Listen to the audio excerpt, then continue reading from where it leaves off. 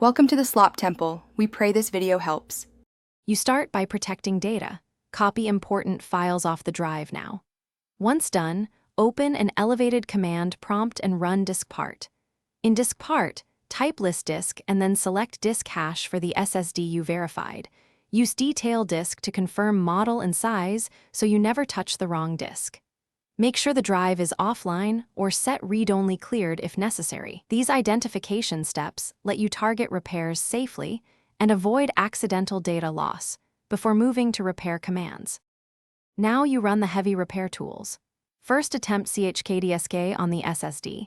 chkdsk x /f/r/x. This forces dismount, fixes errors, and recovers readable data. Be patient, it can take hours.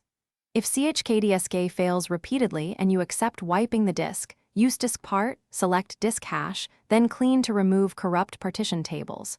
Once partitions are healthy, run dism/online/cleanupimage/restore health, followed by sfc/scano. Finally, recreate a clean file system and restore data.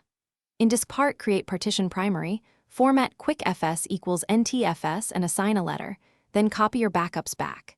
Make sure trim is active by running fsutil behavior query disable delete notify and run defrag x/l to send trim commands.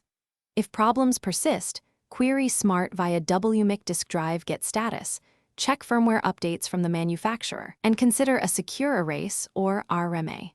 Troubleshooting tip: if commands hang or smart reports bad, stop using the SSD to avoid further damage and prepare for replacement.